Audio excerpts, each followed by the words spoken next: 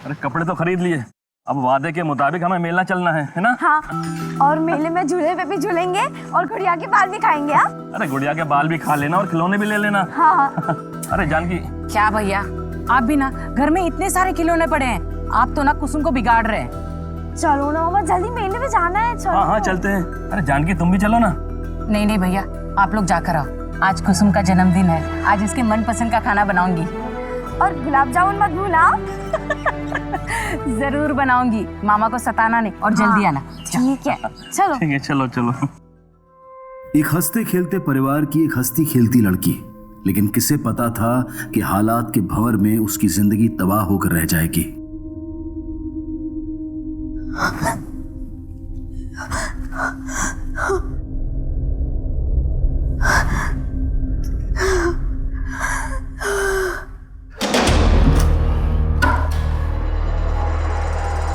अरे साहब, तो बहुत कम पैसे ले रहा हूँ आपसे, बाहर जाऊंगा ना, इससे दोगुनी कीमत मिलेगी मुझे।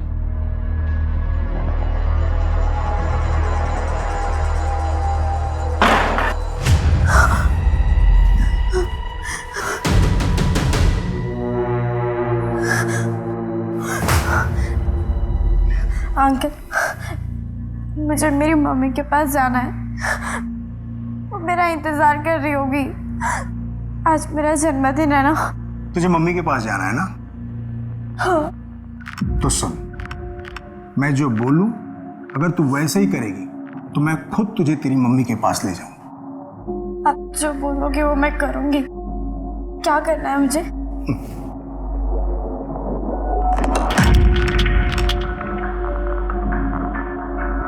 ले गुड़िया, ये तेल मुझे लगा दे। ले।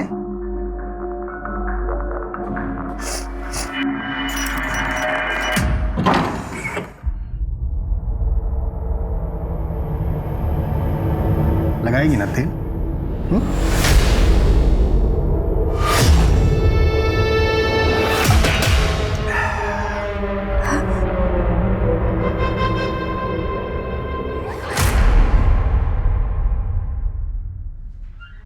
हाँ जी जी जी, 2 आइटम्स और ऐड करवाना है जी, मैं करवा देता हूँ। सलाम। वालेकुम अस्सलाम बेटा, तेरा ही इंतजार कर रहा था। ये ना बैंक से लेटर आया है, केवाईसी की कुछ प्रॉब्लम है, उन्होंने अकाउंट फ्रीज कर दिया है, उन्हें रिप्लाई ड्राफ्ट। अमित भाई, आज तक कभी ऐसा नहीं हुआ कि आपने अपनी बेटी को याद किया हो और प्रवीण ना आई हो। कैसी हो बेटा? ठीक है चाचा।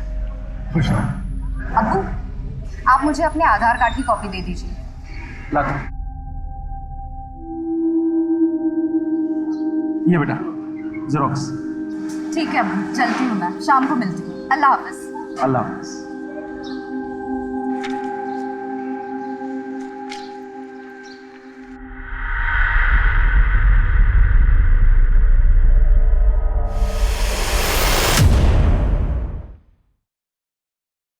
शहनाज।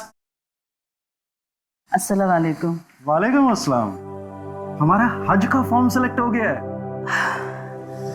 अल्लाह का लाख लाख शुक्र है। हाँ वो तो है, बस अल्लाह के दरबार में जाने से पहले हम इतना चाहते हैं कि अपनी जिंदगी के तमाम मसले सुलझा लें, ताकि वहां कोई शर्मिंदगी ना हो,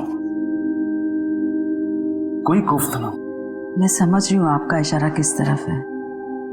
आप जो सोच रहे बेहतर ही सोच रहे।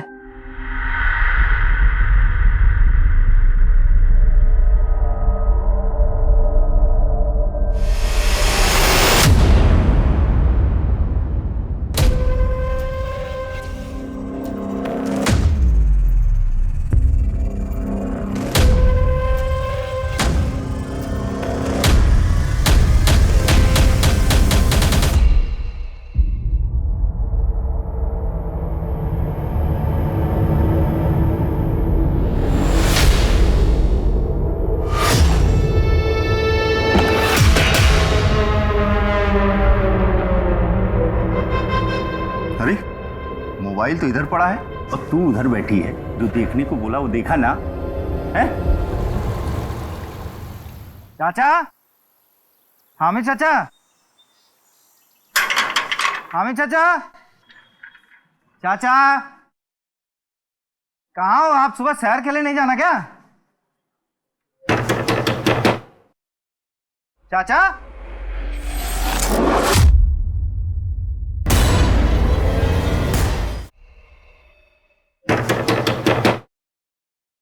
चाचा,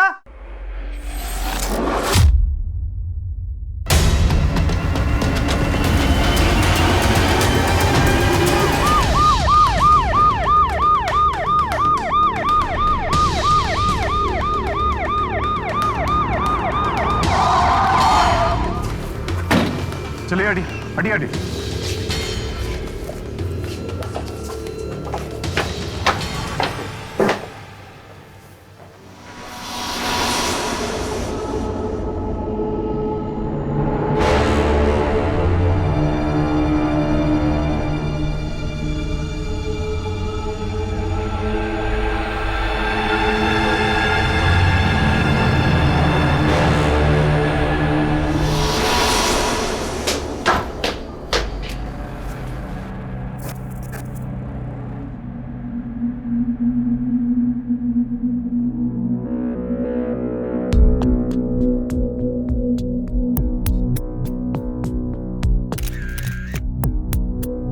सर, हाँ, अलमारी खुली हुई है, जेवरात के डब्बे भी खुले पड़े हैं। लूटपाट का मामला लगता है सर। हाँ लिख लीजिए, ये भी लिख लीजिए। आप जानते हैं इन्हें? सर ये हामिद भाई हैं, हामिद चौधरी, और ये उनकी बीवी शहनाज। पुराने वाले चौक पे इनका एक रेस्टोरेंट है। हम लोग सुबह आमतौर पे सैर करने जाते थे। आज जब सुबह में आया तो देखा इनको। सर इधर आइए।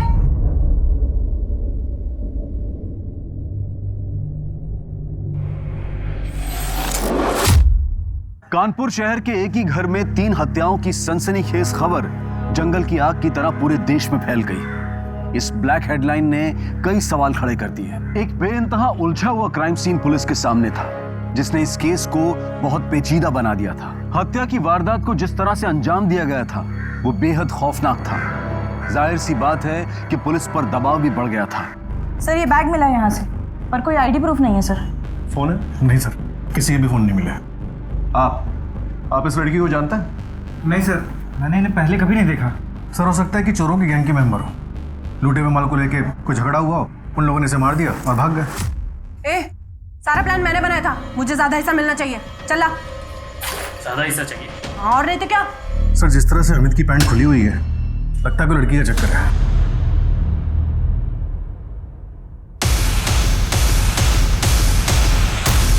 वरना एक अनजान लड़की की लाश घर में, वो भी बाथरूम के अंदर मिलना, बात को समझ में नहीं आती सर। नहीं, नॉट पॉसिबल। कोई भी शादीशुदा मर्द अपने घर में पत्नी होते हुए किसी दूसरी औरत को नहीं बुलाएगा। सर ये लड़की के कपड़ों को देखकर लगता है कि इसके साथ कुछ गलत हुआ है।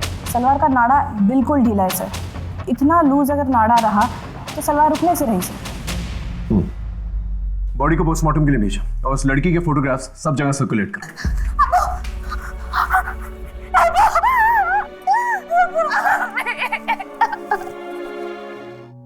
वो लड़की कौन थी और यहाँ क्या कर रही थी, मुझे नहीं पता। किसी से कोई दुश्मनी या फिर आपके अब्बू का उस लड़की के साथ कोई अफेयर वगैरह? ये कैसी बातें कर रहे हैं आप? देखिए, आप नाराज मत होइए। आप देख ही सकती हैं, आपके सामने सब कुछ है, और हम नहीं चाहते हमारी तहकीकात में कोई भी कसर रह जाए, इसलिए ये सवाल पूछ रहे हैं। सर, मेरे ससुर की किसी से कोई दुश्मनी नहीं थी, बहुत भले आदमी थे। इनफैक्ट ये दोनों तो इस साल हज को जाने वाले थे।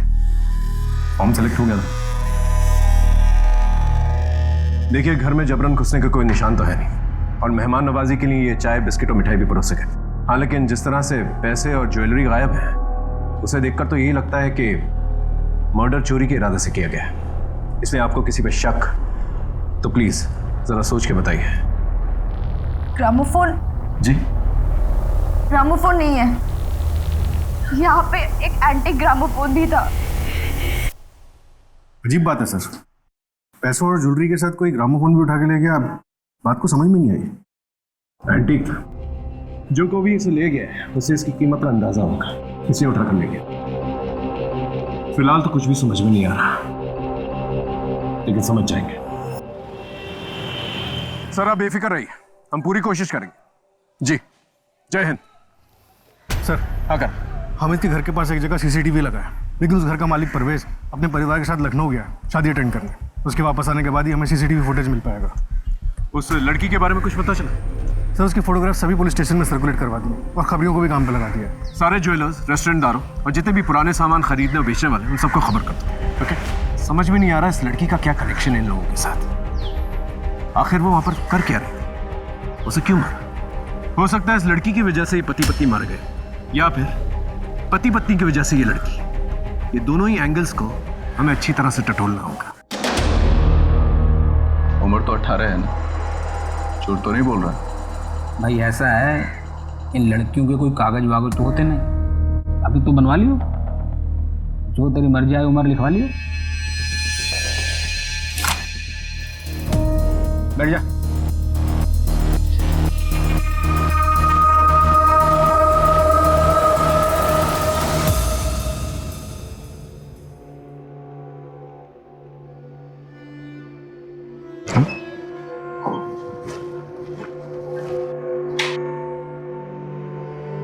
आओ अंदर आओ।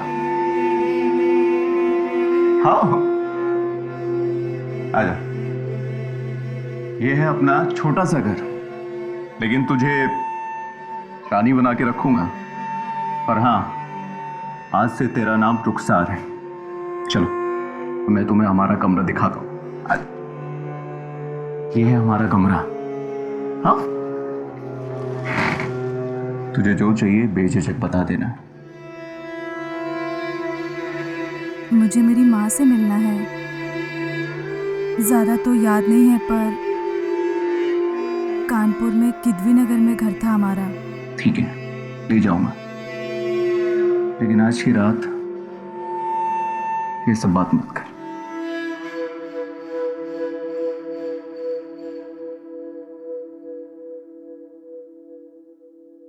ये रही आपकी चाय। अरे ये बैग, आप कहाँ जा रहे हैं? मैं नहीं, तुम जा रही हो। ये क्या कर रहे हो? अशफाक, मैं तो आपकी बीवी हूँ ना। आपने मुझसे क्या किया था अशफाक? अशफाक रोकिए इसे।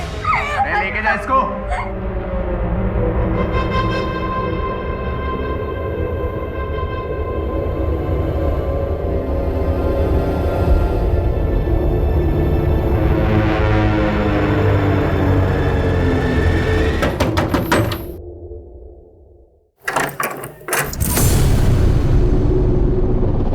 ये सब कहाँ से ले आया? बंदोबस्त हो गया है।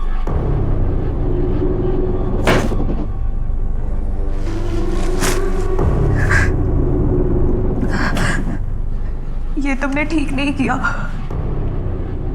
अब मुझे यहाँ नहीं रहना, मुझे जाने दो, छोड़ दो प्लीज। मैं तुम्हारे पैर पड़ती हूँ।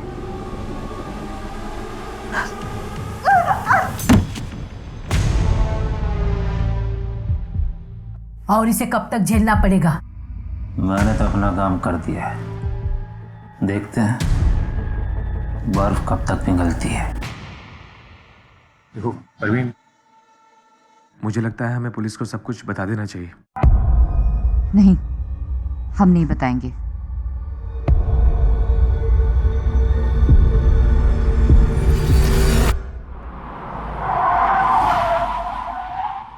मजदूर का पसीना सूखने से पहले उसकी मजदूरी दे दिया करते थे। वो बहुत ही अच्छे इंसान थे, भूल नहीं पाएंगे हम।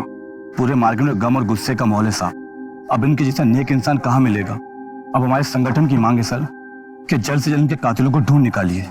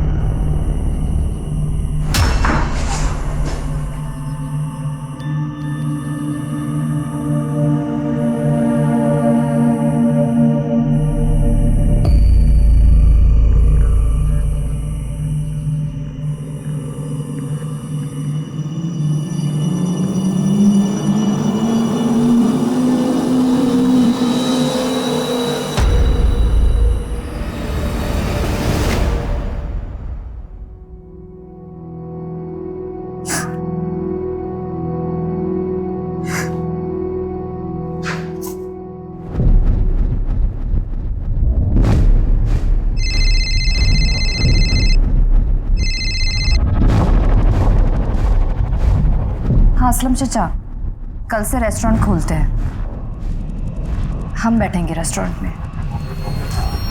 ठीक है, जल्दी थाने आ जाओ। सर, हाँ कर। हामिद के मोहल्ले में रहने वाले जुनैद के घर का सीसीटीवी फुटेज मिल गया। नाविद को फुटेज के साथ मैंने थाने बुला लिया।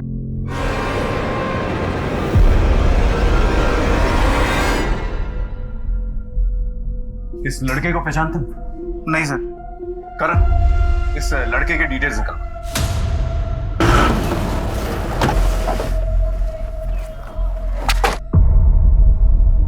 अच्छे से चेक करो, शायद का सुराग मिल जाए।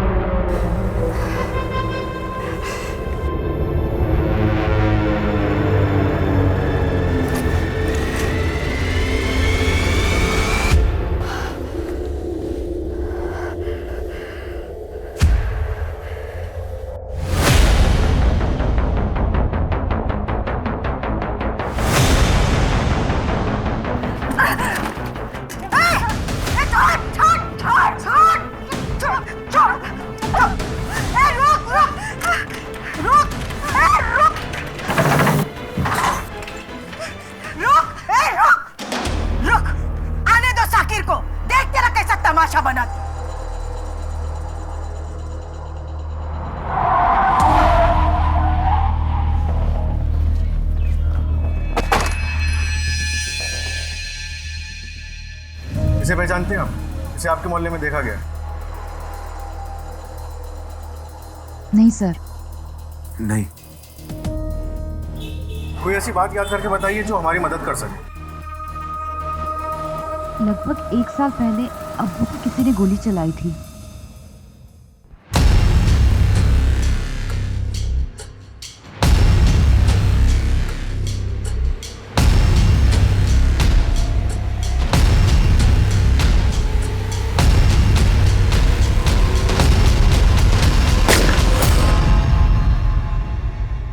गोली चलाई थी? किसने? सर आज तक पता नहीं चला। अब्बू को लगा शायद उनसे समझने में गलती हुई है, इसीलिए हमने कंप्लेन भी नहीं की। कब की बात है ये? पिछले साल 24 अक्टूबर की बात है। एक साथ हुए इस ट्रिपल मर्डर से पुलिस प्रेशर में थी।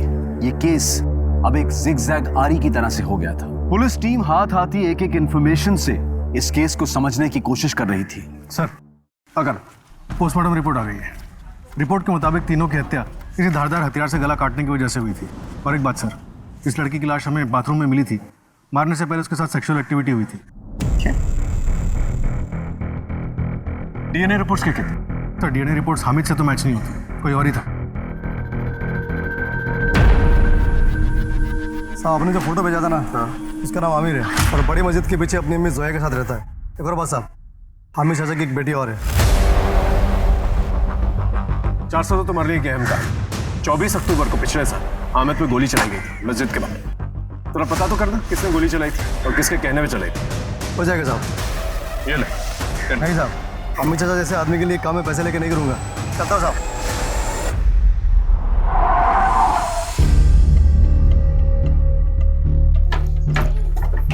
ये वाला सामने वाला। जी, आपका बेटा आमिर कहाँ है?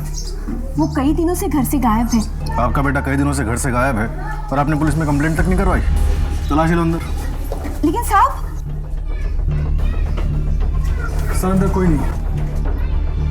नंबर दो आमिर का। जी।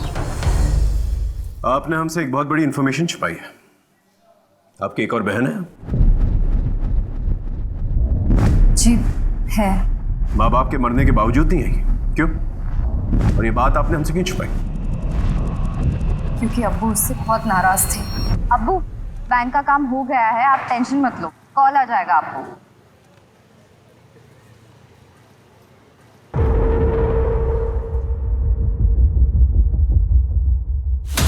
जितनी जल्दी हो सके इसकी शादी करवा दो। मैं किसी से शादी नहीं कर सकती। मैं शाकिर को अपना शौहर मान चुकी हूँ और उसके बच्चे की माँ बनने वाली हूँ। उस दिन अब्बू बहुत गुस्से में थे, लेकिन कुछ दिनों बाद उन्होंने साइमा को प्यार से भी समझाया था। बेटा, मैं दुश्मन नहीं हूं तेरा। तेरी जिद के आगे मुझे अपना सर झुकाने में कोई शर्म भी नहीं है, लेकिन मैंने अपने तरीके से मालूम करवाया शाकिर अच्छा लड़का नहीं है, उसकी माँ का नाम भी खराब है। माना तुझसे गलती हो गई है, लेकिन एक गलती को छुपाने के लिए दूसरी गलती करना ठीक बात नहीं है। जिंदगी अजाब बन जाएगी तेरी। अभी आप मेरी जिंदगी अजाब बना रहे हैं अब्बू। ठीक है, तुझे अपनी बर्बादी की कहानी खुद लिखने का शौक है तो लिख, लेकिन एक बात याद रखना, आज के बाद तेरे मेरे रिश्ते बिल्कुल खत्म। दाग थी वो हमारे खानदान के नाम पर।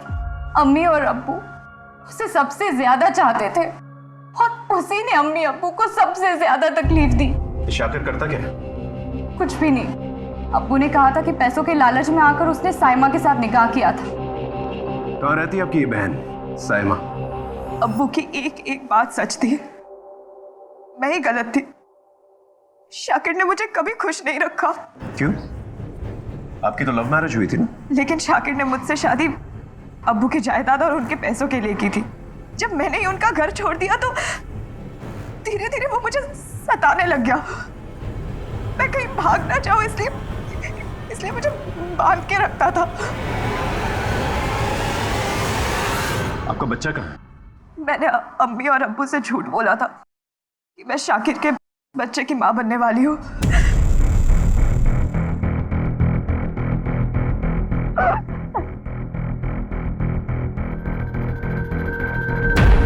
ठीक है, आप लोग पुलिस कंप्लेंट कीजिए, हम तहकीकात करेंगे। Sir, Gautam Nagar police station से खबर आई है। इस लड़की का नाम कुसुम है और सर 2 साल पहले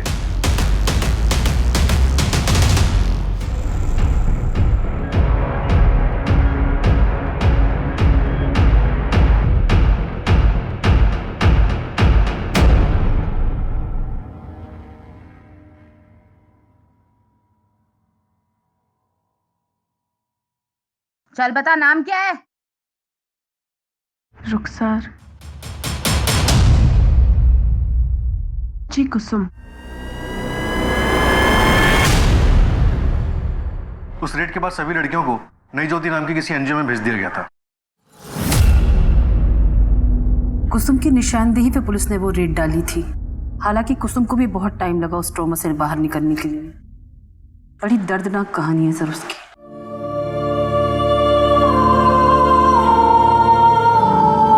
कुसुम को लोगों ने सामान की तरह इस्तेमाल किया।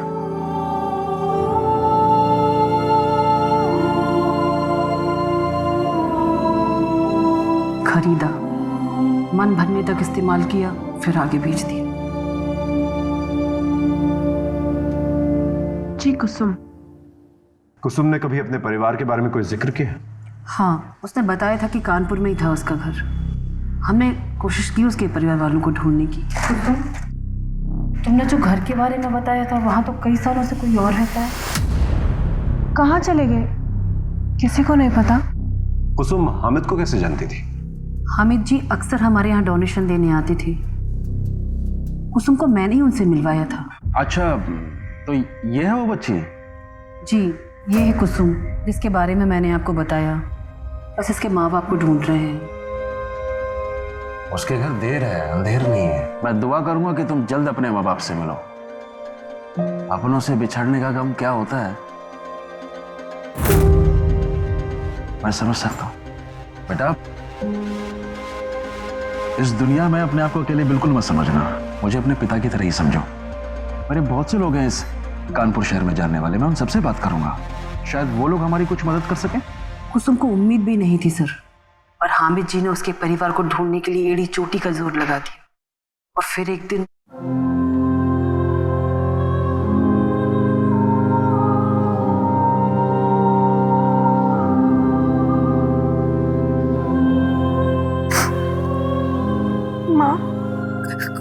कुसुम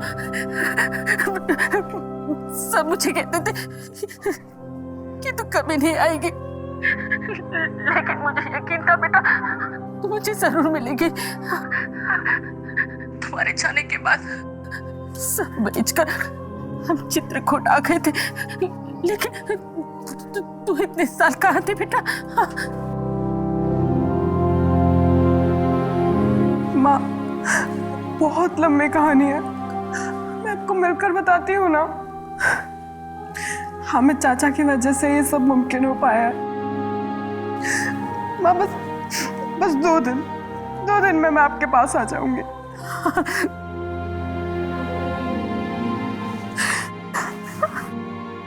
वो उस दिन चित्रकूट के लिए निकलने वाली थी। जी थैंक यू वेरी मच।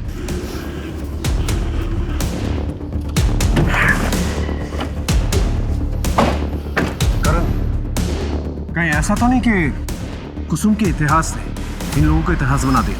वो रेड मारने वाली पुलिस से पता करना इस रैकेट का सरगना कौन था। हो सकता है कि कुसुम को फॉलो करते करते ये लोग हमीद के घर पहुंच गए और इस लड़की के साथ साथ हमीद और शहनाज दोनों को मार दिया। Right sir. Hello sir, Aamir का पता चल गया।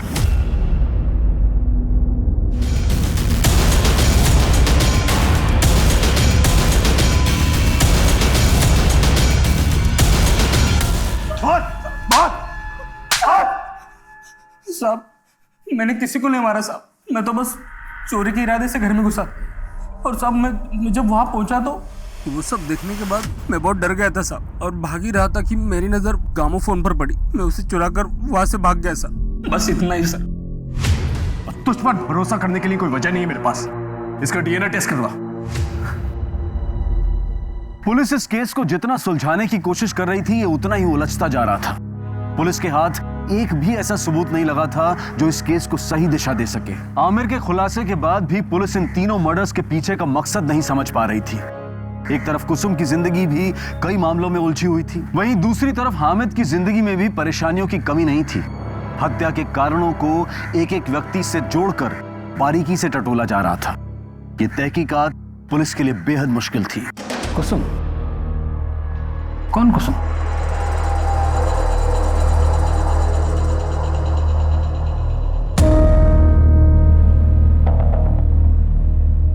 अरे ये तो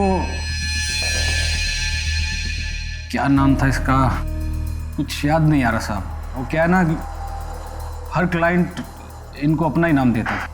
किसे सुपारी दी थी इसे मारने की? साहब मैं इसकी सुपारी क्यों दूँ?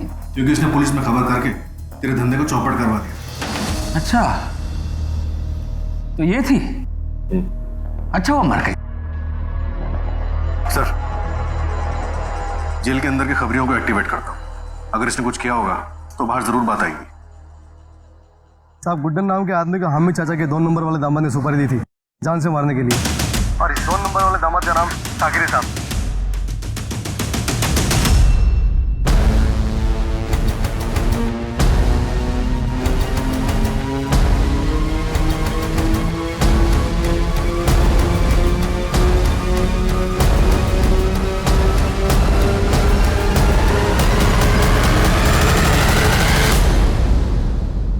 गुड्डन को तूने सुपारी दी थी ना हामिद को मरवाने के लिए, आया ना?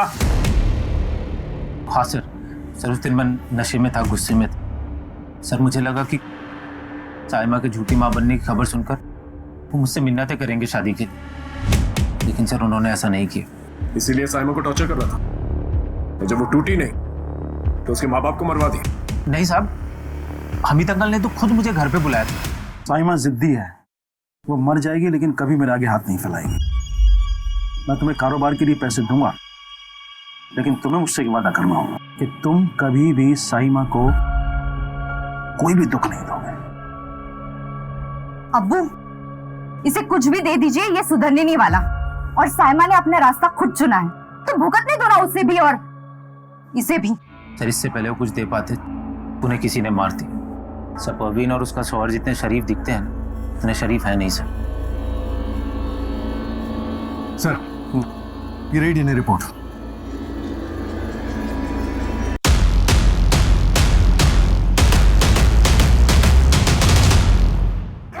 ठीक है साहब।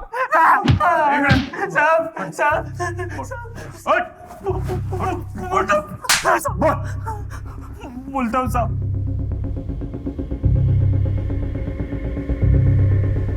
झूठ बोल रहा है ना? हाँ, मर्डर तूने किया ना? बोल। कसम से बोल रहा हूँ साहब, मैंने किसी का मर्डर नहीं किया। सर अगर ये आमिर सच बोल रहा है तो फिर ये मर्डर क्यों और किसने करवाया? ये हामिद का पूरा परिवार ना झूठ बोल रहा है। शाकिर ने तो एक बार जानलेवा हमला भी करवाया है। और सर जावेद? जावेद हद से ज्यादा सीधा है।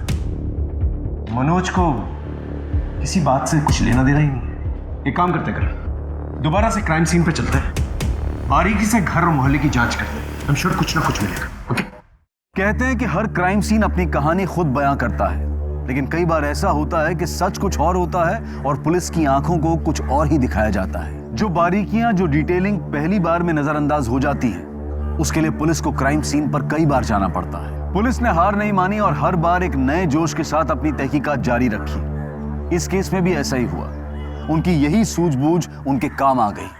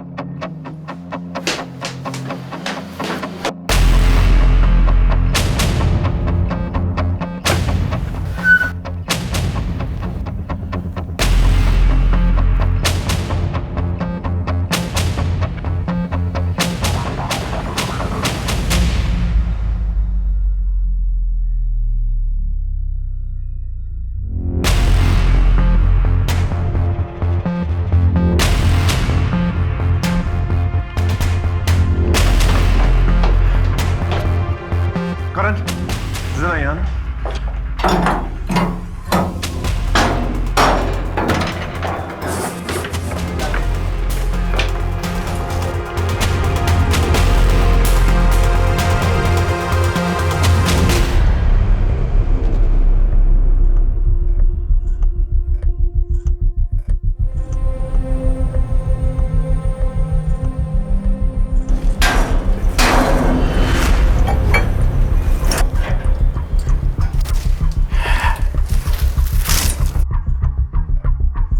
मुझे लगता है किलर ने आने जाने के लिए यही रास्ता इस्तेमाल किया।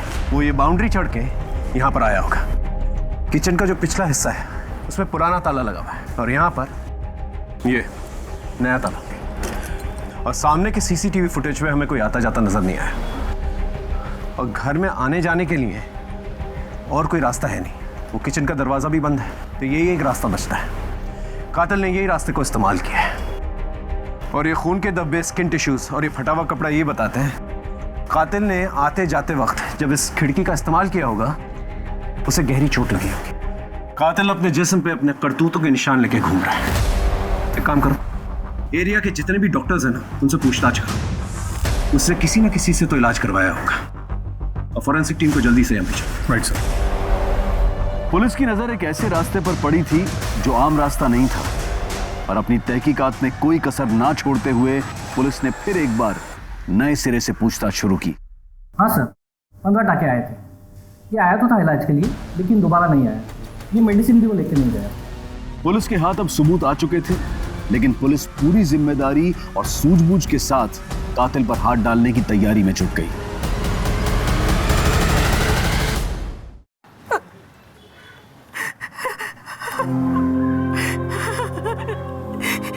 इससे पहले वो मेले में खो गई थी।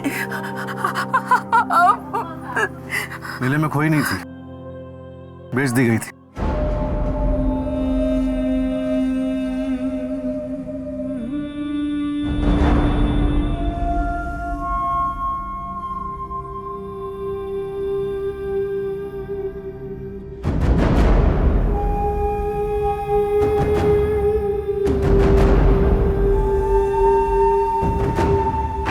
चल, अब हम तुझे मेला दिखाते हैं।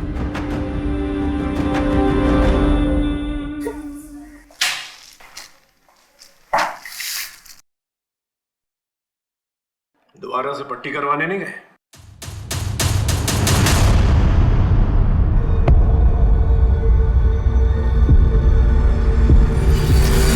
पूरी जिंदगी मेरे अब्बू ने हामिद अंकल की खिदमत में गुजार दी, लेकिन वो हमें हमेशा एक नौकरी समझते रहे।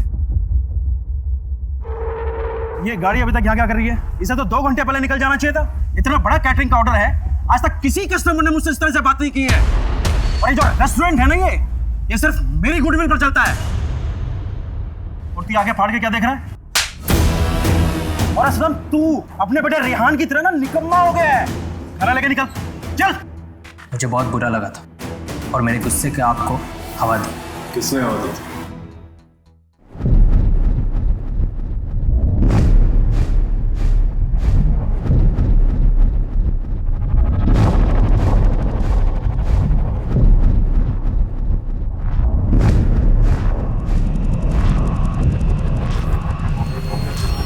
हमारा धंधा पुराना है सर। हामिद भाई की पहले टेलर की दुकान थी। हमारे धंधे को देखते हुए उन्होंने रेस्टोरेंट खोला और उस रेस्टोरेंट का नाम शहनाज रखा। देखते ही देखते सारे कस्टमर उनके पास जाने लगे और एक दिन इसी सदमे से मेरे अब्बू की हार्ट अटैक से मौत हो गई। पूरे 2 साल लंबा इंतजार किया और उस रात रेहान की आंखों में हामिद के लिए नफरत दिखी। तब जाके मैंने अपना लंबा इंतजार खत्म किया। देख लिया तूने अपनी वफादारी का अंजाम, अब ले अपना इंतकाम। एक बार हामिद चाचा ने ग्रिल पे लगवाने के लिए मुझसे नया ताला मंगवाया था। तब उस रोज मैंने उसमें से एक चाबी अपने पास रख ली थी। ये ले। अरे चाची, ये सब नहीं। अरे इतने सालों के बाद अपनी माँ के पास जा रही। रख ले बेटा, बड़ों की दुआएं साथ रहनी चाहिए। चाची मुझे लेट हो जाएगा, मैं निकलती हूँ। जरा वॉशरूम करा। वो उस तरफ है वॉशरूम। फ्रेश होके आ जा, तब तक मैं नमाज पढ़ लेती हूँ। जी।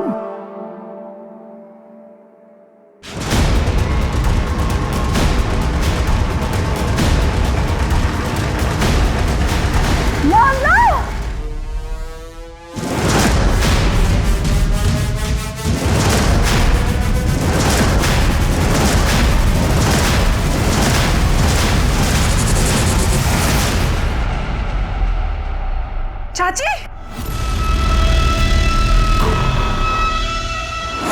चाचा,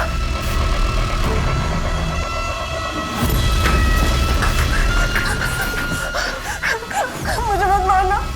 मैंने कुछ नहीं देखा, मैं किसी को कुछ भी नहीं बताऊंगी। मेरी माँ मेरा इंतजार कर रही हो। तुम दोनों ने अपना बदला तो ले लिया, लेकिन इस बदले की आग में 3 बेकसूर लोगों की जान चली गई।